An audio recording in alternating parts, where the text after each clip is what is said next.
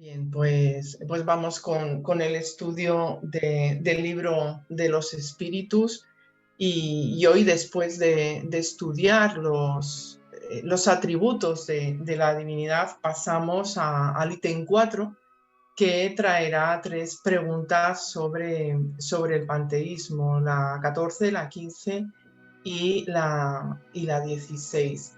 Apenas vamos a hablar un poquito, una introducción sobre el panteísmo, porque ya estuvimos viendo en su momento sobre... Estuvimos viendo sobre la evolución del pensamiento religioso, ¿no? y hablamos sobre ello.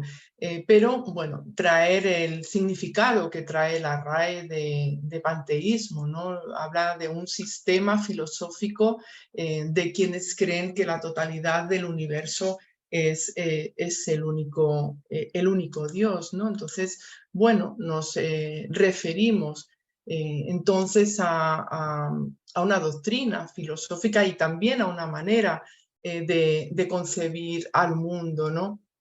Que va a sostener que la idea de Dios, entendido como lo hacen las religiones, es lo mismo que el universo y que la naturaleza. Dios, desde este pensamiento, lo es todo y es idéntico al universo y no existe en el mundo ni en el cosmos nada que esté fuera de él. El término panteísmo es una palabra compuesta de origen griego por pan, que significa todo, y teos, que significa Dios, es decir, bueno, todo es Dios, ¿no? Entonces, bueno, podríamos resumir mucho que los panteístas piensan que la entidad divina y la obra creada, el mundo, pues son una misma cosa, ¿no? A este tipo de pensamiento se le conoce, como ya vimos en su día,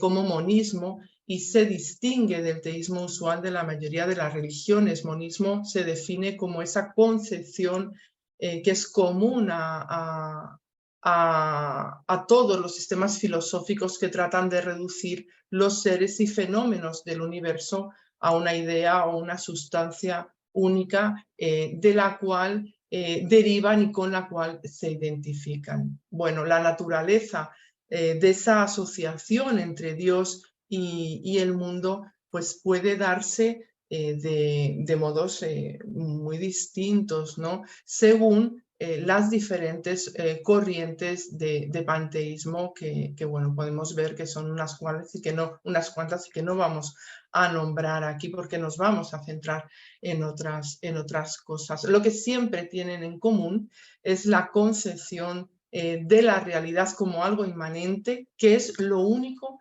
que existe. Si queremos hablar del origen del panteísmo, no podemos realmente, ¿no? Es algo que no podemos situar, ¿no? Porque ha habido una evolución de ideas muy antiguas en diferentes lugares. Sí que es cierto en cuanto al término que podemos decir que ya se utilizaba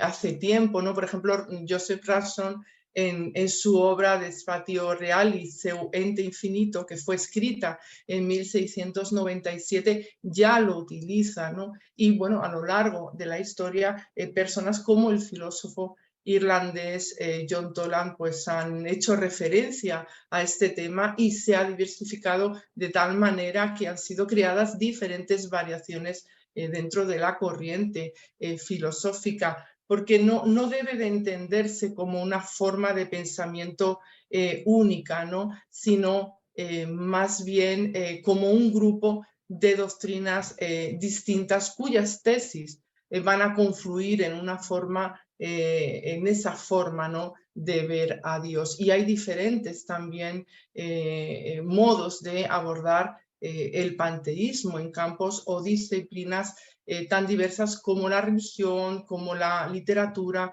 como la filosofía.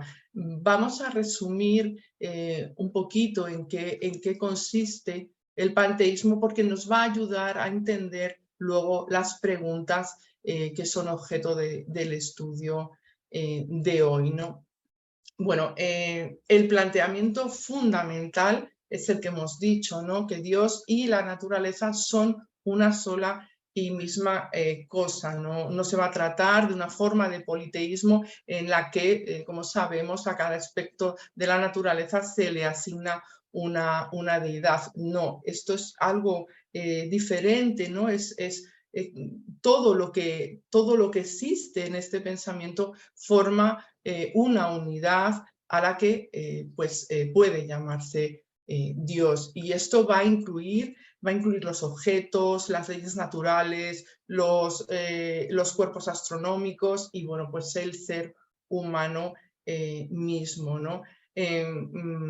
No va a proponer a un Dios como una entidad específica, cognoscible, no alcanzable mediante algún tipo de método. Lo que va a hacer es proponer la idea de una suerte de espíritu de la naturaleza invisible, omnipresente, ¿no?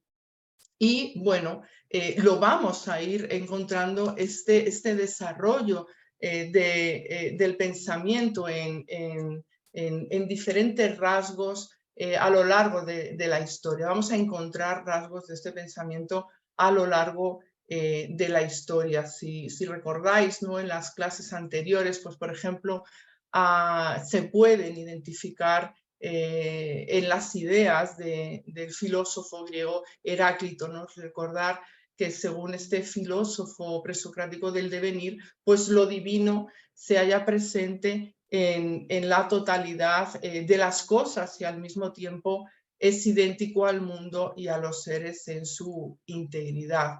También podemos mencionar a Juan Escoto, Erígena, y su afirmación respecto a la unidad e identidad de Dios con la criatura, ¿no? Él dice, Dios es todas las cosas, ¿no? Las tesis de este filósofo del Renacimiento carolingio fueron por algunos interpretadas como panteísmo a partir de su utilización de las gradaciones neoplatónicas y además fueron condenadas en el Concilio de París de 1210 y el Papa Honorio III en 1225 pues exigió que todas las copias de sus obras fueran llevadas a Roma para ser quemadas.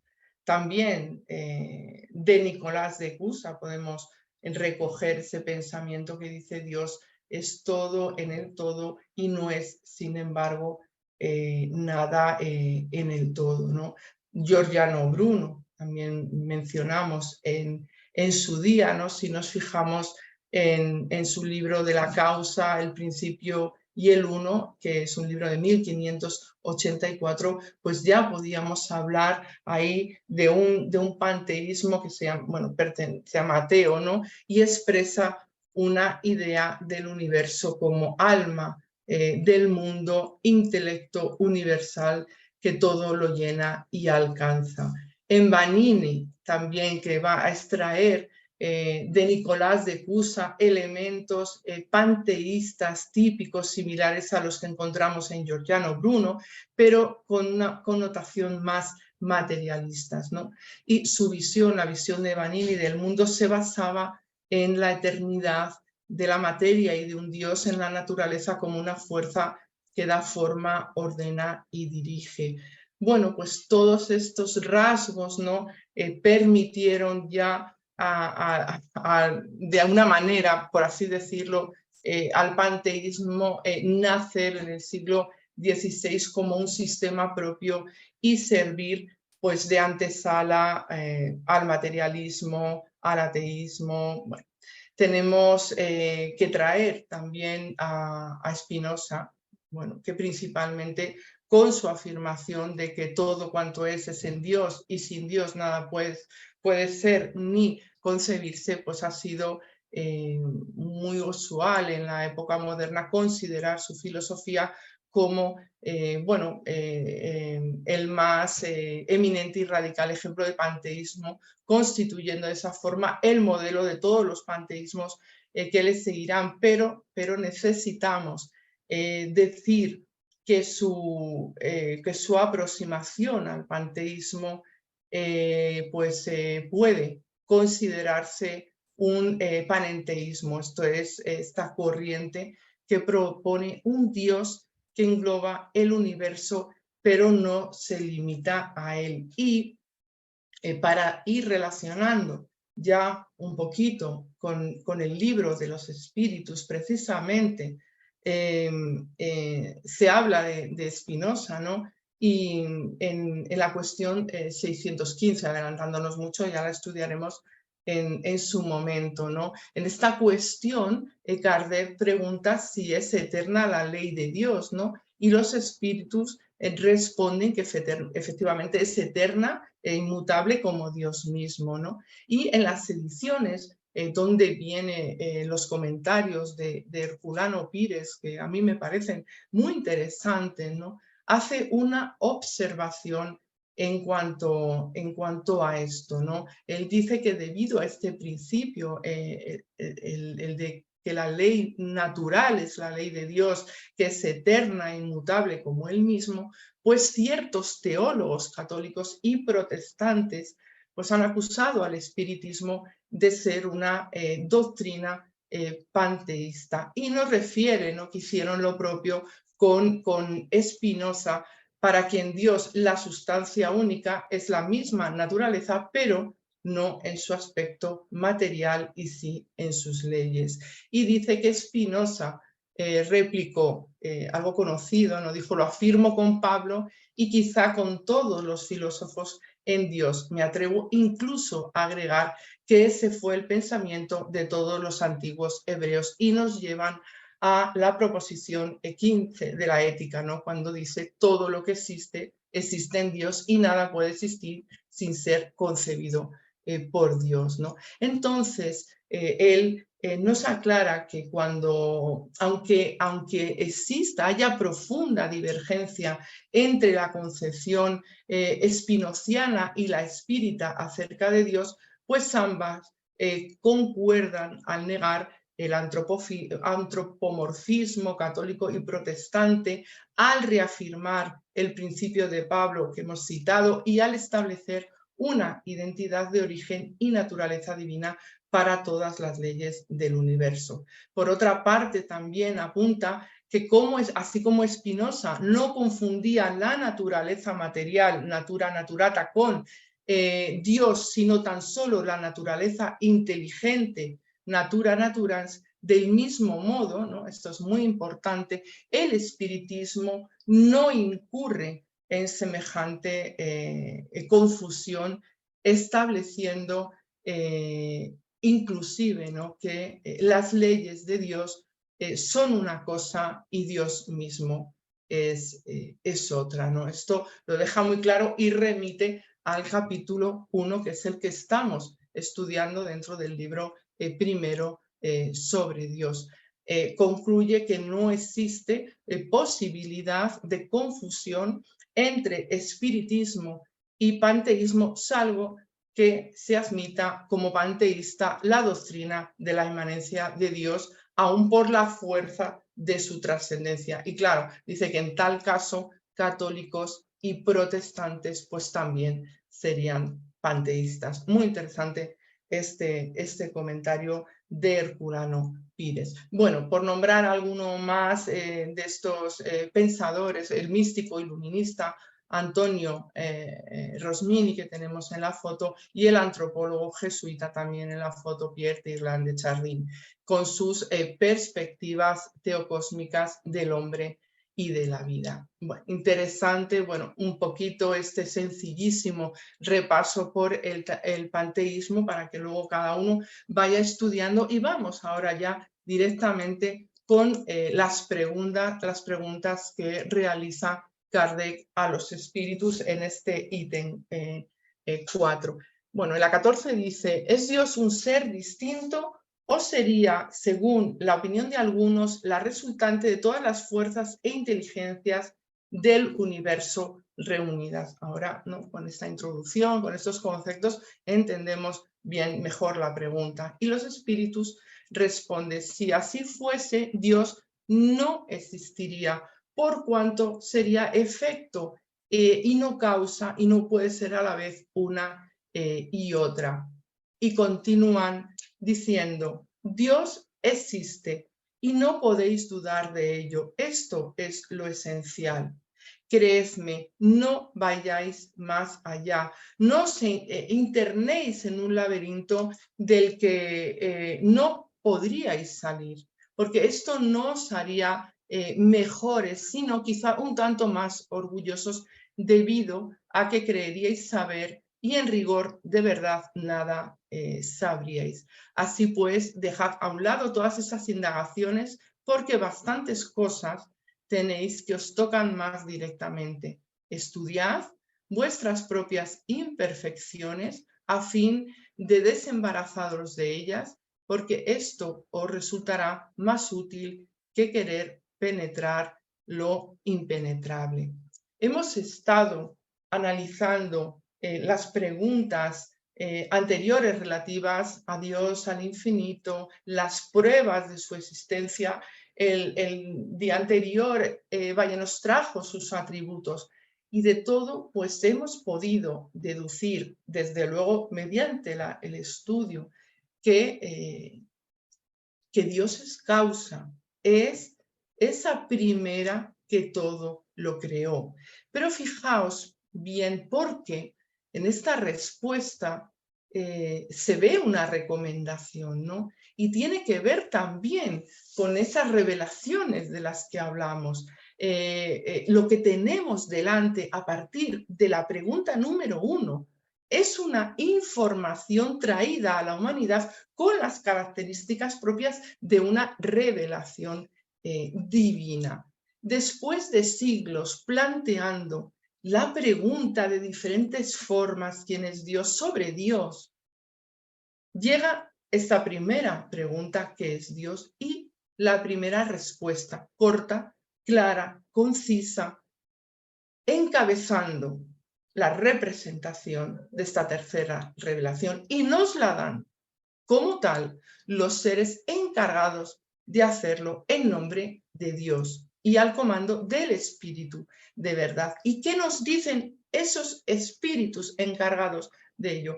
Que es la inteligencia suprema. Y ahora, al preguntarles si Dios es un ser distinto en relación con todo lo demás, o forma parte de todo lo habido, ellos nos reafirman que Dios existe, que Dios existe.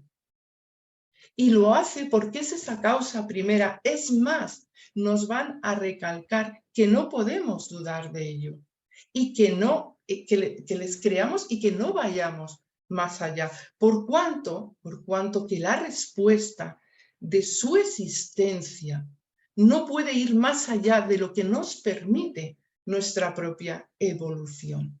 ¿Quiere decir esto que nos conformemos, que asumamos solo porque lo digan los espíritus? Mucho menos, ¿no? Lo hemos repetido hasta la saciedad. Lo que yo extraigo, tal como expliqué el otro día en la última clase que di, que la comprensión total de Dios como causa primera es un camino evolutivo. Hay que llegar a ella por medio de las adquisiciones del espíritu, de todos estos razonamientos que vamos haciendo, y es precisamente que el espiritismo prepara para este recorrido. Por ello, aquí nos exhortan a estudiar nuestras propias imperfecciones, porque es que la respuesta es así: Dios existe, creedme, pero ahora mirad vuestras propias imperfecciones.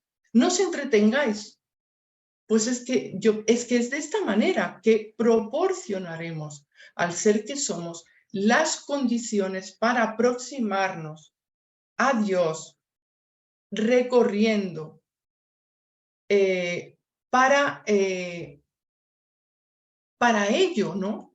Las tantísimas estaciones en las que el espíritu deberá transitar para pulirse e ir comprendiendo, e ir desembarazándonos de esas imperfecciones y de hacer algo útil en lo que nos es ahora mismo nuestro trabajo, y no perder tampoco, tener ansiedad por penetrar, como dice aquí, lo impenetrable.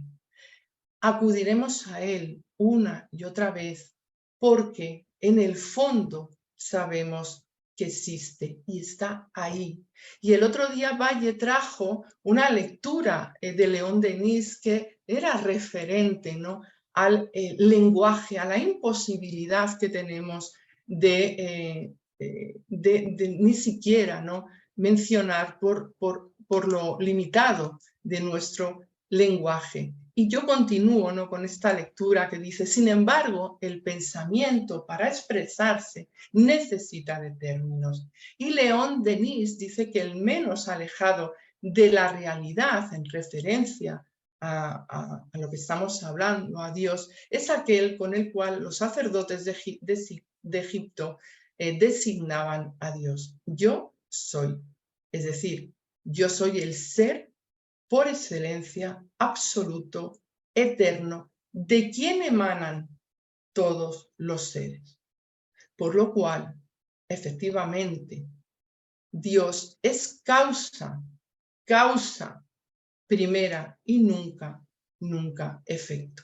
Vamos con la cuestión 15, y aquí, claro, ya va más al tema, ¿no?, del panteísmo. ¿Qué pensar de la opinión según la cual todos los cuerpos de la naturaleza, seres y mundos del universo, serían partes de la divinidad y constituirían en conjunto la divinidad misma? Esto es la doctrina panteísta. Y vuelven a contestar muy concisamente: no pudiendo ser Dios, el hombre quiere por lo menos ser una parte de él. Y nos aclara León Denis, para recurrir a alguien realmente, ¿no?, que esté autorizado moralmente y por sus conocimientos, dice: Dios, tal como lo concebimos nosotros, no es el Dios del panteísmo oriental, que se confunde con el universo, ¿verdad?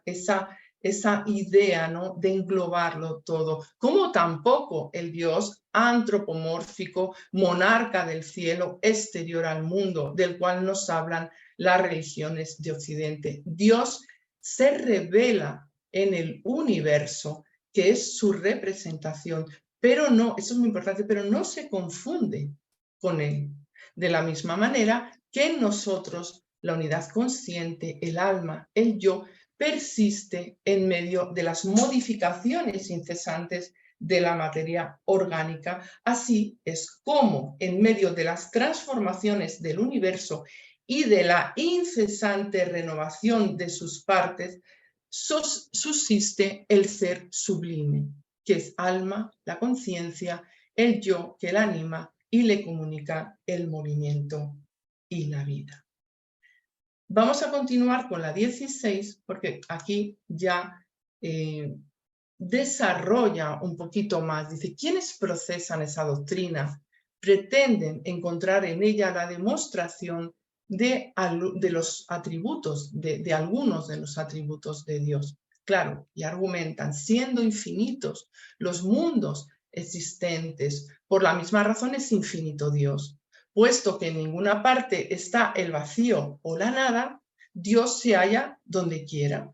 Y encontrándose Dios por doquier, ya que todo es parte de él, da a todos los fenómenos de la naturaleza una razón de ser inteligente. ¿Vale? Y pregunta Kardec: ¿qué se puede oponer a este razonamiento? La razón. Otra invitación: reflexionar con madurez y no será difícil comprender lo absurdo de ello. Bueno, otra vez breve, concluyente, claramente llama a una reflexión trabajada desde el esfuerzo íntimo de conocer y comprender con buen juicio y habiendo llevado un proceso del cultivo de las ideas, escuchando bien pues esta propuesta del espiritismo que nos va esclareciendo sobre el asunto. Pero Allan Kardec ve necesario hacer un comentario que desde luego es excelente y está perfectamente sintetizando todo lo que nos quieren transmitir los espíritus. Dice que esa doctrina hace de Dios un ser material que, si bien dotado de una inteligencia suprema, sería en gran escala lo que nosotros somos en pequeño. Esto es fácil de entender, ¿no?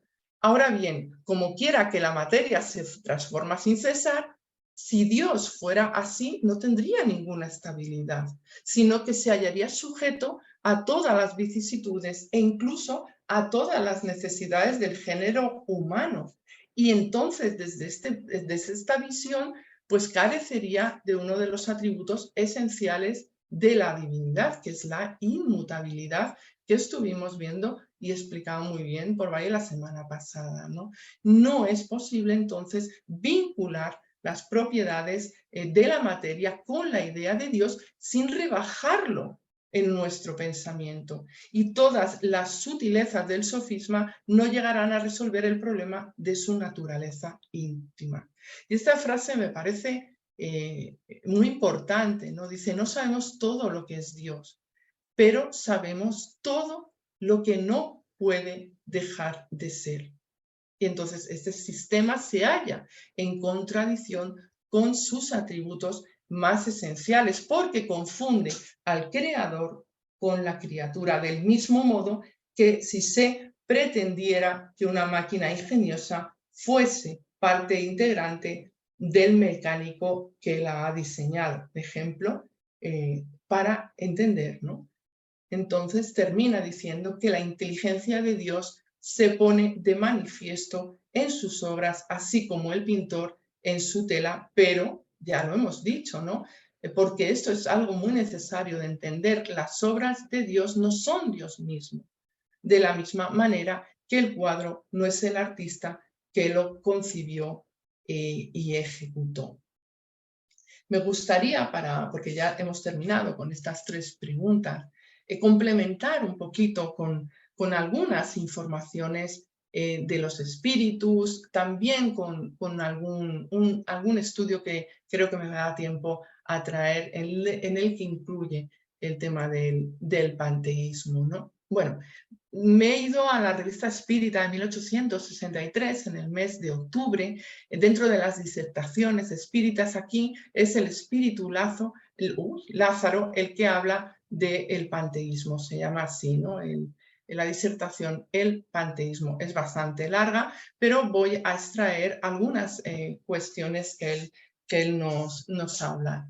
Dice que el panteísmo tiene dos caras bajo las cuales debe de ser estudiado. Primero, la separación infinita de la naturaleza divina, fragmentada en todas las partes de la creación y reencontradas en los más mínimos detalles, así como en su magnificencia. Es decir, una flagrante confusión entre el trabajo y el trabajador. Este aspecto hay que analizarlo, hay que estudiarlo, como nos ha dicho antes Kardec, ¿no? Y la segunda también propuesta de Lázaro para estudiar esta cara, ¿no? Es la asimilación de la humanidad, o más bien su absorción en la materia, ¿no? Él expresa que el antiguo panteísmo encarnaba a las deidades, el panteísmo moderno asimila al hombre, al reino animal, y hace aparecer las moléculas creadoras en el horno ardiente donde se elabora la vegetación, confundiendo los resultados con el principio. Y esto que nos dice para mí es fundamental, ¿no? Él dice que Dios es orden que la confusión humana no podría perturbar. Y todo va a llegar al propósito. Y no pone unos ejemplos, ¿no? La savia para los árboles y el pensamiento para el cerebro. Y explica, ¿no?, el porqué de esta evolución también de las ideas, ¿no? Y dice que ninguna idea, hija del tiempo, se deja al azar, que tiene su hilera, un parentesco cercano que le da su razón de ser, la vincula con el pasado y la invita al futuro. Y la historia de las creencias religiosas es prueba de esta verdad absoluta, pues no ha habido idolatría, ni sistema, ni fanatismo que no tuviera su poderosa e imperiosa razón de existir. Todos avanzaron hacia la luz, todos convergieron hacia un mismo objetivo y todos se funden como las aguas de ríos distantes en el vasto y profundo mar de la unidad espírita. Es decir, todo los pensamientos de alguna manera tienen su razón, tienen su propio recorrido, ¿no? Y aquí ya nos dice, el panteísmo, precursor del catolicismo, llevaba en sí mismo el germen de la universalidad de Dios. Inspiró a los hombres a la fraternidad con la naturaleza, esa fraternidad que Jesús tuvo que enseñarles a practicar unos con otros, una fraternidad sagrada, reforzada hoy por el espiritismo que reconcilia victoriosamente a los seres terrenales con el mundo espiritual. Es decir, trae la semilla de un Dios universal, inspira el amor a la naturaleza, con todos sus errores, que es parte de la creación, ayuda a amar la naturaleza, que es parte de esa creación. Jesús, en esa correlación, ejemplifica el amor entre los humanos, que somos la gran creación, ¿no? La creación de Dios. Y finalmente, el espiritismo nos habla del amor entre los seres inteligentes del universo que fuimos puestos por su pensamiento sublime en el camino de la vida y la perfección. Y Dios es todo orden, todo es toda causa y es inalterable, ¿no? Bueno, pues este artículo está muy interesante, lo podéis leer, de Lázaro, porque va haciendo unas consideraciones muy importantes acerca de este pensamiento que relaciona a Dios y el mundo, la naturaleza, la creación, de esta manera, y que nos traen este ítem.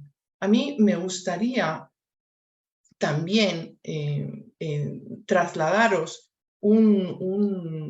y sugerir la lectura de un artículo que se encuentra en la Revista Espírita en 1867, en la que Kardec hace una mirada retrospectiva sobre el movimiento del espiritismo. Y en esa mirada retrospectiva habla del panteísmo, entre otras muchas convicciones, entre otras muchas formas de ver, bueno, esta idea de Dios, ¿no? de esa idea de Dios, ¿no? Y en realidad del pensamiento. Explica que para comprender las facilidades y las dificultades que el espiritismo ha encontrado en su camino y encuentra, pues es necesario figurarse la diversidad de opiniones a través de las cuales debe abrirse paso, ¿no?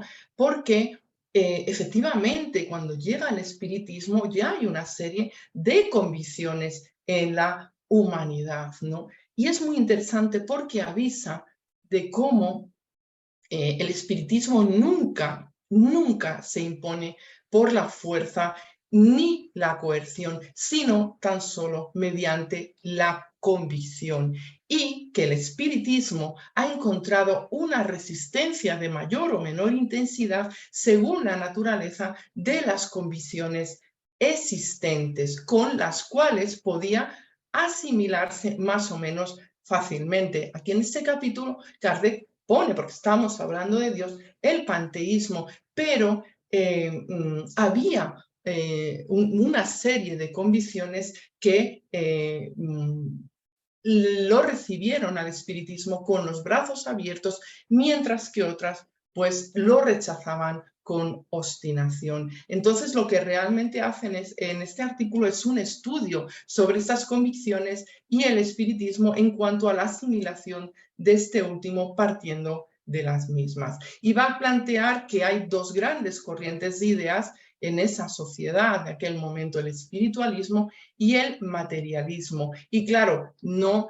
puede ocultar que el materialismo, ¿no? Si bien pues, bueno, no constituía una gran forma de pensamiento, pero sí se había extendido mucho desde hacía algunos años. Entonces dice que tanto el espiritualismo como el materialismo se fraccionan en una diversidad de matices que pueden resumirse en unas categorías principales, entre las cuales se va a encontrar el panteísmo. Voy a ver si me da tiempo y os explico muy así, muy brevemente lo que él nos trae. Bueno, en esta mirada retrospectiva, él va a establecer 15 categorías con sus características y va a poner al final de cada una de ellas un número. Y este número va a significar la proporción de adeptos, como dice él, sobre 10, que cada una de estas categorías ha proporcionado al espiritismo, ¿no? Es muy curioso, os lo traigo para que también nos interesa mucho, sobre todo a los que estudiamos y procuramos divulgar el espiritismo, tener este conocimiento, ¿no? Porque ya estamos ante una humanidad que tiene diferentes convicciones y efectivamente no se puede imponer ninguna convicción. Fijaros, ¿no? A los fanáticos de todos los cultos le otorga un 0 en esta primera, vamos a ver cómo tenga un 0 sobre 10. ¿Por qué? Porque estamos hablando de personas fanáticas de todos los cultos, entonces el fanatismo es totalmente incompatible con el espiritismo. Está hablando, es que ni siquiera lo describe aquí porque no habla de las características, porque no tiene razón de ser, ¿no? En segundo lugar, pues nos habla de los creyentes satisfechos. Estos son los que tienen convicciones absolutas, que están fuertemente arraigadas en ellos, pero no rozan el fanatismo. Tienen tanta convicción sobre todos los puntos del culto que profesan, pues que están satisfechos. Y aquí pues también entrarían estas sectas que se han creado, se han bifurcado, ¿no? Y bueno, que muchas veces son más inflexibles que las religiones madres. Aquí tampoco veríamos ninguno de estas personas, ¿no? Porque están satisfechos absolutamente con las convicciones que ellos ya tienen. Entonces le otorga el 0. Los creyentes ambiciosos, estos son, como dicen, los enemigos de las ideas emancipadoras. ¿Qué pasa? Pues que cualquier cambio les podría hacer perder el ascendiente que ejercen sobre la ignorancia. Entonces, evidentemente, no les interesa salir de esta zona que les proporciona este ascendente. En cuarto lugar, pues pone a los creyentes por la forma. ¿Quiénes son estos? Son los que por interés simulan una fe que no tienen y casi siempre se muestran más rígidos y más intolerantes que los religiosos convencidos, sinceros en este sentido. Tampoco van a acercarse a una filosofía como es el espiritismo porque, bueno, pues ellos están de alguna manera manteniendo una máscara, ¿no? Una forma que les mantiene ahí en un estatus de una fe simulada, ¿no?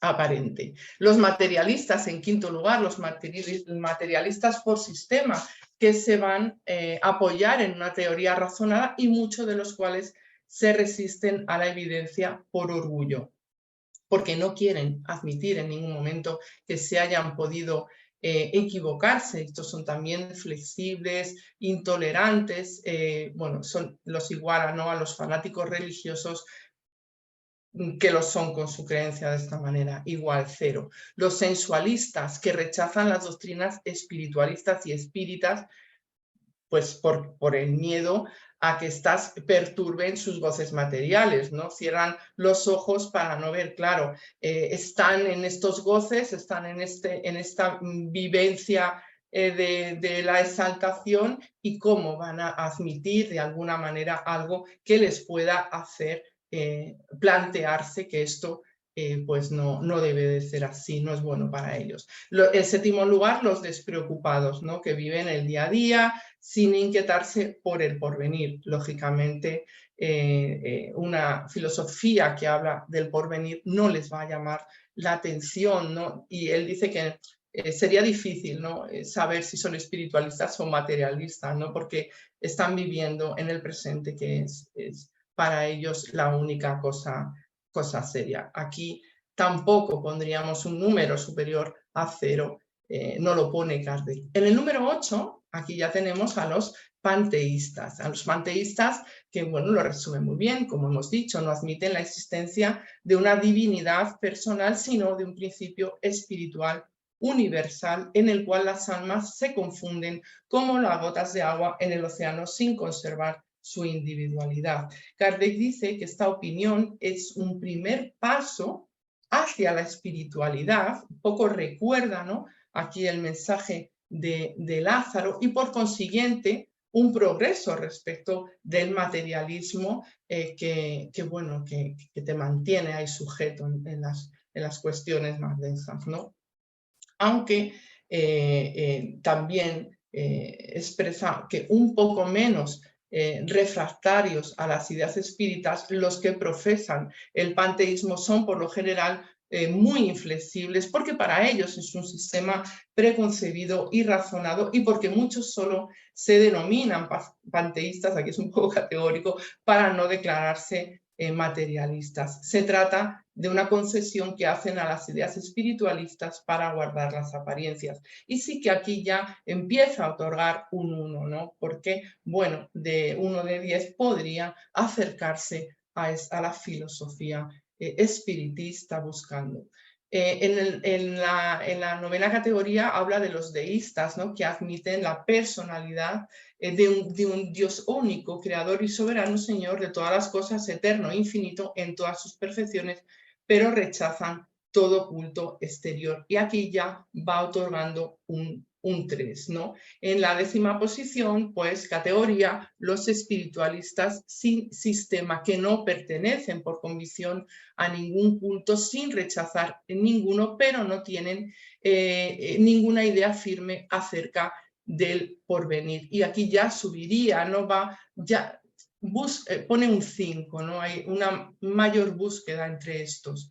En la 11ª, los creyentes progresistas, voy rápido porque si no, no me da tiempo, relacionados con un culto determinado, pero que admiten el progreso en la religión, así como el acuerdo entre creencias y el progreso de las ciencias. Aquí también otorgaría un 5. Los creyentes no satisfechos ya va subiendo a un 8, ¿no? Porque aquí está hablando de aquellos cuya fe es indecisa o nula respecto de los puntos dogmáticos, que no han logrado satisfacer su razón completamente, y que es una razón que está, además, está atormentada por la duda. Entonces, claro, evidentemente van a tener una sed de conocimiento para poder encontrar, ¿no?, respuestas a esas dudas.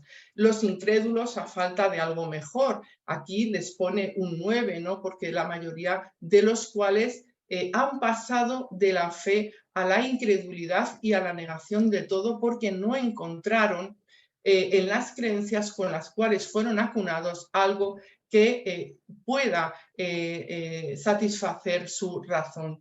Pero bueno, en estos lo que ocurre es que la incredulidad va a generar un vacío que necesitarían verlo pues, llenado, ¿no? Como decíamos al principio del libro, llenar esos espacios de vacío. Entonces aquí sí un gran número podrían acercarse al espiritismo, porque es ahí donde podrían encontrar estas respuestas. Y ya para terminar, ¿no? Pues nos trae la categoría 14 y 15.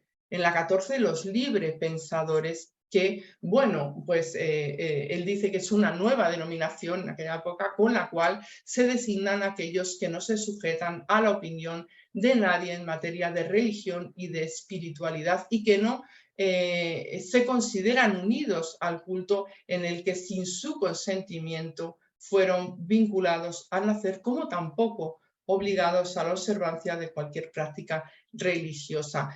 Es verdad que aquí él dice que no especifica ninguna creencia determinada y que puede aplicarse a todos los matices tanto del espiritualismo razonado como a la incredulidad más absoluta, ¿no? Y él afirma, ¿no? Que en este sentido, en toda creencia que es ecléctica va a pertenecer al libre pensamiento, ¿no?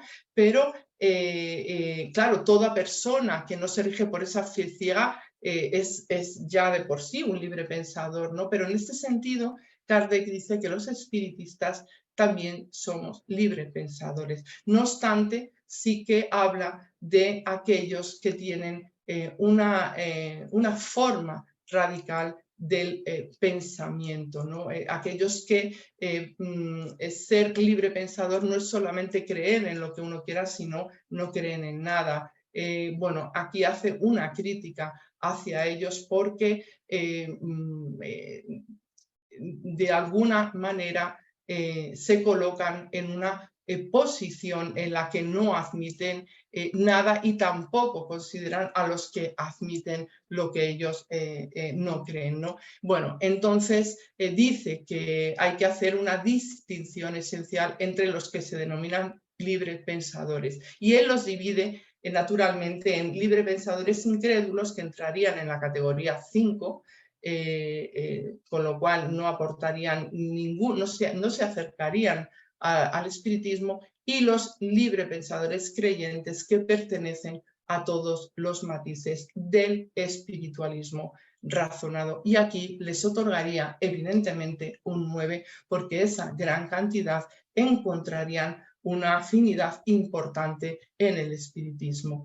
Y el 15, los espíritas por intuición, en quienes las ideas espíritas son innatas y las aceptan como algo que no les resulta extraño. Entonces el contacto con el espiritismo ya despertaría su deseo de aprender más y de continuar con esos estudios sobre los principios fundamentales y todo lo que nos traen. Y nos dice, muy importante, ¿no?, que tales son las capas de terreno que el espiritismo debe atravesar y que al lanzar una mirada sobre las diferentes categorías anteriores no es difícil ver aquellas en las cuales el espiritismo encuentra acceso con mayor o menor facilidad, importantísimo, y aquellas contra las que podría chocar como si fuera pues, un pico contra el granito. Y dice que respecto a estas últimas, el espiritismo solo triunfará con ayuda de los nuevos elementos que la renovación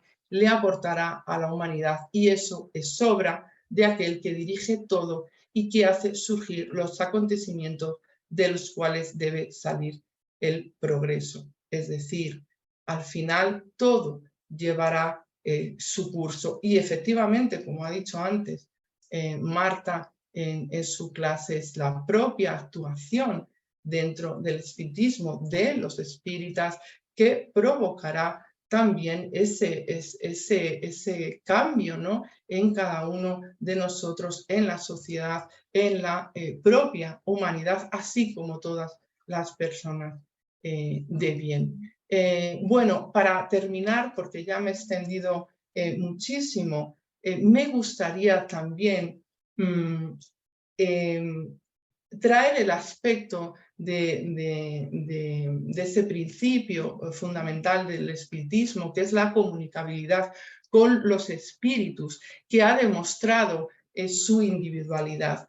Y en relación con el tema de hoy, en la cuestión 152 del libro, pues hace un comentario al respecto, porque hay personas que piensan, ¿no?, así, ¿no?, que con la muerte el alma reingresa al todo universal, y entonces nos dice Kardec que están equivocados, ¿no?, porque están equivocados si con ello entienden que lo hacen, como hemos mencionado, a la manera de una gota de agua que cae al mar y aquí se funde con todo y pierde su individualidad.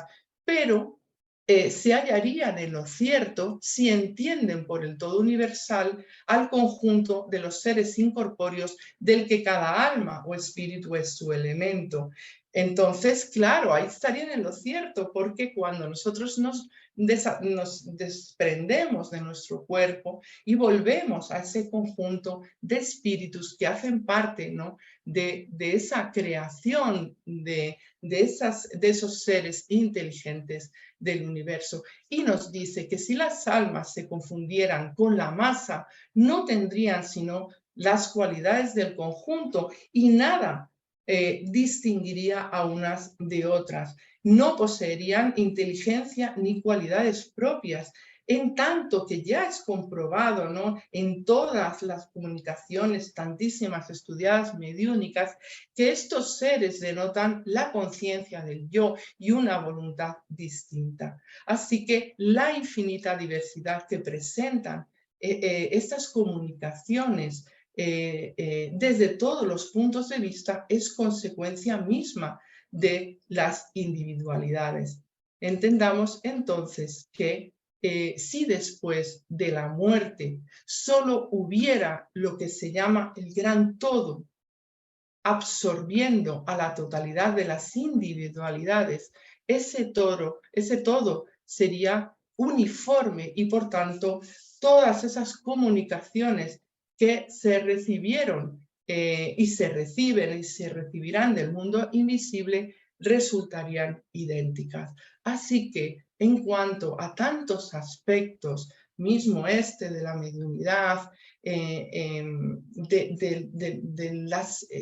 del transcurso de las ideas, del análisis que hagamos de todo, nos van a llevar a razonar que Dios es nuestro creador, Dios es la inteligencia suprema y nosotros somos su creación, y que en ningún momento, como decía Kardec, podemos rebajar ni siquiera por el pensamiento su magnificencia y dotarle de atributos, asimilarle a nosotros como creación. Todavía estamos muy pequeños para comprender esto, pero bueno, estamos en el camino de perfeccionarnos y poder acercarnos cada vez más a la comprensión de esta verdad, que es la tercera revelación y que tiene en sus primeras enseñanzas a Dios como causa primera de todo, de todas las cosas. Bueno, pues en la semana siguiente ya entramos en el capítulo 2, en los elementos generales del universo, en el conocimiento del principio de las cosas, con las preguntas 17, 18, 19 y 20. Pues nada, hasta aquí la clase de hoy y muchísimas gracias por la atención.